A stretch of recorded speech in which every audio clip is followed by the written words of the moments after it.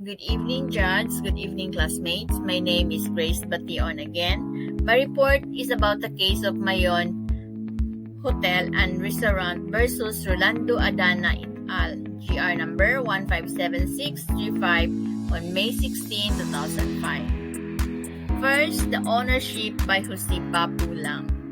The labor arbiter ruled that as regards the claim of the employee's petitioner Josepa Pulang is in fact the owner of Mayon Hotel and Restaurant, although the NLRC reversed this decision. The Court of Appeals on review agreed with the labor arbiter that notwithstanding the certificate of registration in the name of Pasita Po, it is Josepa Pulang who is the owner and proprietor of the Mayon Hotel and Restaurant, and the proper respondent in the complaint filed by the employees.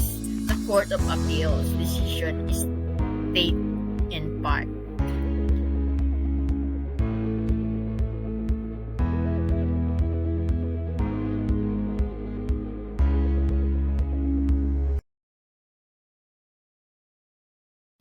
Second, illegal dismissal claim for separation pay. Of the 16 employees, only the following filed a case for illegal dismissal. Respondent Labres, Liarina, Nisirio, Macandog, Guadis, Atractivo, and Brunula. The labor arbiter found that there was illegal dismissal and granted separation pay for respondents Labres, Macandog, and Liarina.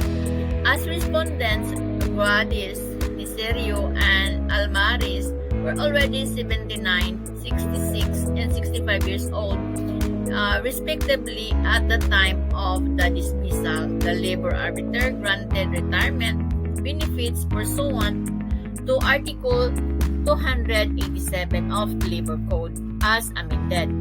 The labor arbiter ruled that respondent Atractivo was not entitled to separation pay because he had been transferred to work in the restaurant operation in Elizondo Street but awarded him damages. Respondent Labres, Liarina, Niserio, Macandog, and Guadis were also awarded damages.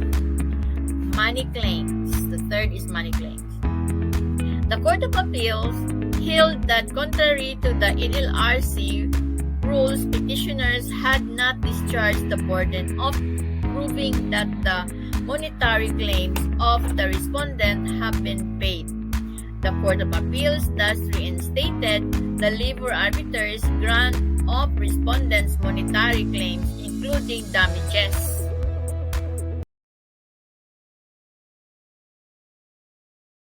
Facts of the case. Petitioner Mayon Hotel and Restaurant hired her in 16 respondents as employees in its business in Legazpi City. Its operation was suspended on March 31, 1997 due to the expiration of non-renewal of lease contract for the space it rented.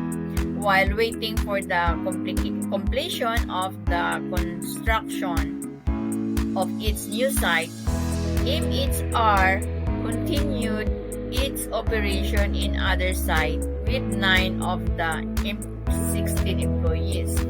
With a new site constructed, and MHR resumed its business operation, none of the 16 employees was recalled to work. MHR alleged business losses as the reason for not reinstating the respondents. On various dates, respondents filed complaint of underpayment of wages, money claims, and illegal dismissal. The issue: whether or not respondents are illegally dismissed by petitioner. Second, whether or not respondents are entitled to their money claims due to underpayment of wages and non-payment of holiday pay, rest day, premium, sleep COLA, overtime pay, and night shift differential pay. Health. First, illegal dismissal claim for separation fee.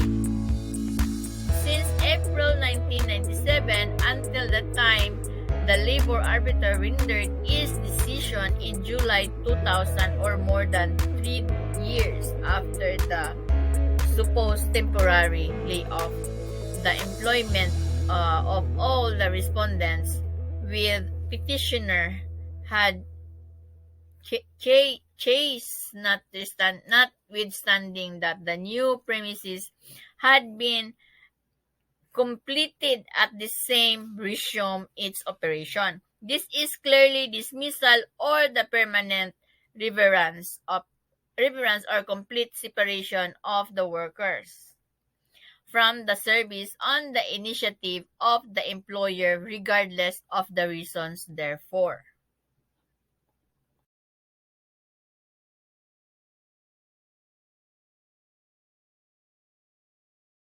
In Article 286 of Labor Code is clear.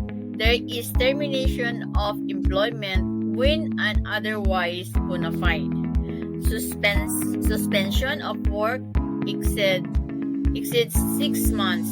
The cessation of employment for more than 6 months was patent, and the employer has the burden of proving that the termination was for a just or authorized cause. While we recognize the right of the employer to terminate the services of an employee was a just or authorized cause, this dismissal of employees must be made with the parameter of law and pursuant to the tenets of fair play, and in termination dispute the burden of proof is always on the employer to prove that the dismissal was for a just or authorized cause. Where there is no choosing of a clear, valid, and legal cause for termination of employment, the law considers the case matter for illegal dismissal under the law, which is in the consonance with the policy of the state to give in maximum aid of protection of labor. Thank you and have a good day. Created using Powtoon.